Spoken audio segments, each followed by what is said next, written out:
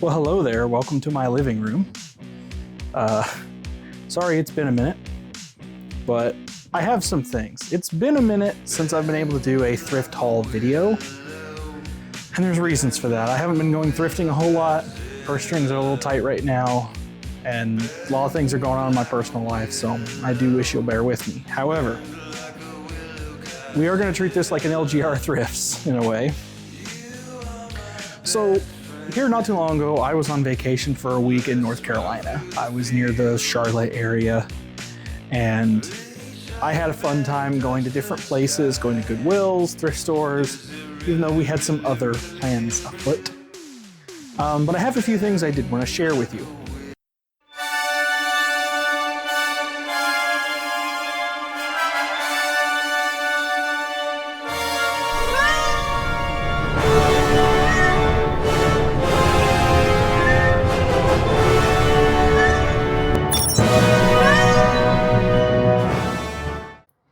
So for starters, we found this cool little game store. Again, if I remember, future me will, or editor me, fuck that guy, will deal with it here.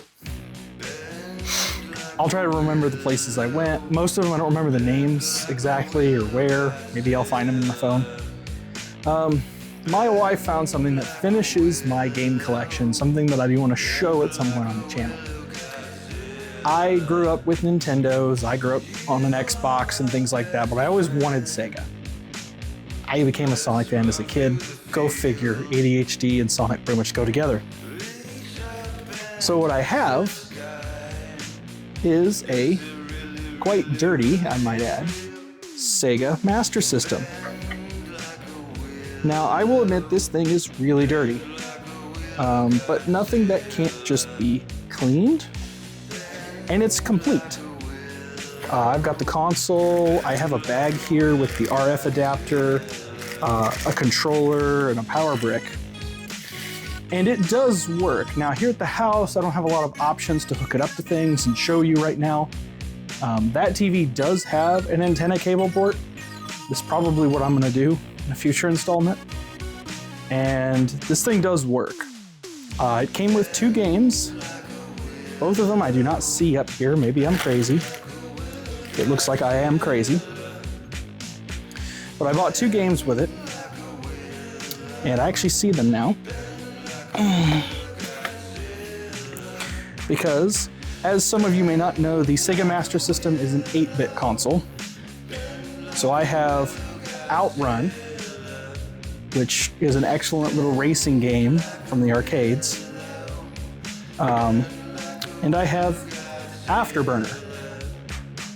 These are both very good games. I think I paid like 20 bucks for the 2, so it was really not that bad. I just got them on my library here. And I've always wanted one of these to complete my Sega collection. This will have me having every Sega console that was ever made. I don't have all the handhelds. I don't plan on trying to buy a Sega Nomad and things like that. Not happening. But the main consoles like Genesis, so I have Master System, Master System, Genesis, Saturn, which I believe is down there, yep, and Dreamcast. It's all the Sega consoles. So I get this cleaned up in the future video, we'll take a look at it if I can fit it in. I was very happy to find that.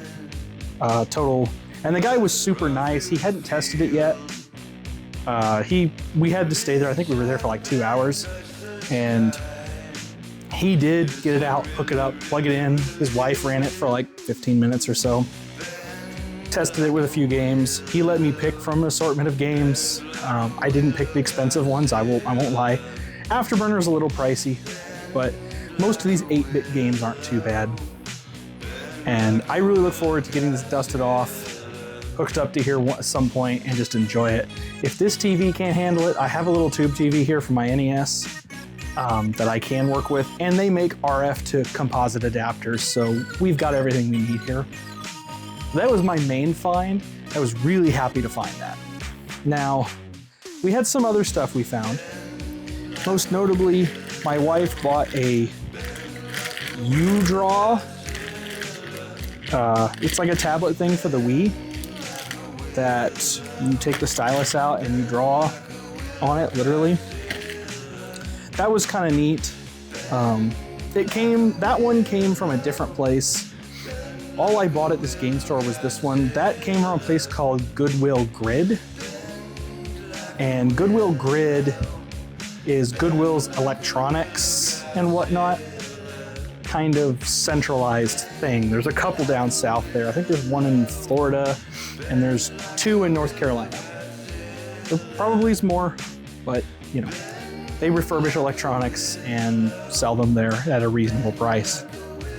I will see if I can remember the other games, but I will admit my wife got a hold of them and they are everywhere. So I remember we've got Eliminator, which is actually a PC game. I'm not sure why she put it in here. That'll go back with me to the office. I got Tiny Tanks for PS1. Again, these are just neat little games that I found along the way. Let's see. Oh, we've got Gun.Smoke for the NES and Dick Tracy, which is supposed to be one of the worst games that was ever made for the NES. I will be curious to test that. Well, I don't remember buying anything else from there specifically. This was from a random thrift store. I'm gonna bring in the last thing and the major thing that I bought. So some of you may know I have a computer problem. Yeah, I'm working on it. So I've brought machines all over the place. I have bought machines almost every vacation we've gone on. And so I had brought with me my Latitude 7390. It's a machine I'll talk about on the channel at some point here. That's my travel machine these days. It's a 2-in-1 Dell laptop with a touchscreen. It runs LMDE. And I brought that for this vacation thinking I would never need anything else. My wife's smart. She knows better than to think that I'm not gonna buy something, so she planned for it. But this Goodwill place was cool. I didn't have any footage. I didn't film or anything. This was totally casual. So there were 2 purchases that we made there that were, oh, there's 3. I gotta go show you the third one. Anyway, there's 3 purchases that we made that were significant enough that it's worth showing you. We bought some little things while we were there, some games and stuff. This is an HP ZBook Firefly. That is a high-performance HP ZBook. This is like in the same realm as a Dell XPS type device. It's thin, powerful, very hefty because it's made from good materials. Now, this machine was on discount, and it was on discount for a reason you can probably make out. I'll have a dedicated video on this thing, but it has seen some work. We're missing the corner. We've got a pretty good bash here. And I'm pretty sure I saw it earlier. It's hard to see on camera. There's a dent right here. She's seen some things. It was also weird. The machine, again, future video, had a small SSD in it, but it looks like Goodwill put a WD Black in it. I have already swapped that for a 500 gig SSD, but it had a 256 in it for some reason. I don't understand. But I bought this for like 200 bucks, which it's an 11th gen i5, 16 gigs of RAM, really good deal on this thing. And it's got a nice backlit keyboard. Some of the keys are a little crunchy, but it's a solid machine, has excellent speakers. I actually will talk about that when we talk about multimedia powerhouses. Multimedia powerhouse here. Very good ports, very good port selection, dual Thunderbolts, all kinds of good stuff. And did I need this? No. But when I see a good deal, sometimes I just buy it. This machine's in rough enough shape. If you haven't figured it out by now, I buy a lot of electronics nobody else would, because I can daily drive garbage, but not everybody can. And I'm willing to deal with jank, which is my own problem.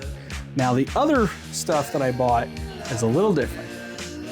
I don't know if I'll be able to find the one because I don't know what she's done with it. I'll get a photo or something later and put it here. What I basically bought was an 11th gen Kindle. It's one generation away from the current Kindle for 50 bucks. Not sure why it was there, but it was a hell of a deal. Her Kindle just left support, and that's kind of important. She's gonna use this one. I get to play with and maybe hack Linux onto her old one, check out some open source replacement operating systems for them. The other one that she bought, again, I don't know what she did with it, was she bought an older Amazon, those round hockey puck things. I can't say it because otherwise it'll activate itself. Older model with the hope that we could hack it for fun. It was like $5. So like, I'm not judging her at all.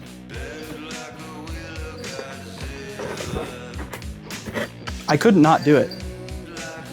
That is Microsoft Office 95 for $4 in the box. Like it's in there.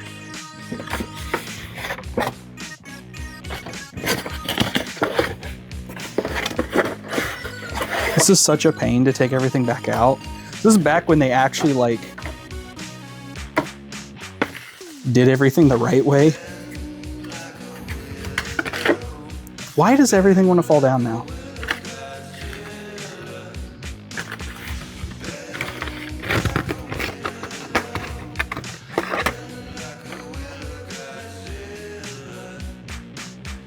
Yeah, in all of its glory. So I do think, I'm not sure if this is an upgrade copy only or if it will install Office Standard. Like, that part I'm not sure about. But it is Office 95. And I just thought that was cool. Just sitting on the shelf at Goodwill, up proud and whatnot. Again, I was just out and about that day, chilling. I think I was being made fun of by Nate for using my MacBook Air at a Panda Express, calling it a Mac and Chicken. Now, the last thing we have to go out in the garage for because I think you guys will want to see it. So the last thing is out here for a reason. It needs a good cleanup, but it is something I'm talking about. Some of you will immediately know what I'm talking about. Yes, I really did find one. I always wanted a Shuttle X PC for a long time. It's hard to say when I started looking, but it's been a few years. A buddy of mine has one. I think his is black. And I've always really wanted it. I always thought it was a cool idea. Just didn't know how to execute. And trying to buy one online right now, they are expensive, especially if you want complete units. They took proprietary motherboards, although they are sized so a mini ITX board works just fine. And they have other problems and such. This case has all the hardware. I just need board, CPU, that sort of thing. It's a bare bones. I have an aging living room PC and I have this big brain. I could build in that H1 case that thing has. I'm not really that interested in doing that. I'm thinking about retiring that PC for gaming and using it for something else. That something else, I'm not sure yet, but it doesn't really work in the role that it's in anyway. The TV's in the way, it's kind of tough. What does work, however, is this shuttle PC can sit on the desk or inside those cubbies and be out of the way and quietly do its job. So my goal is to build this into a sleeper build. I could source everything to naturally build an XP era machine. It's gonna be too expensive to do that.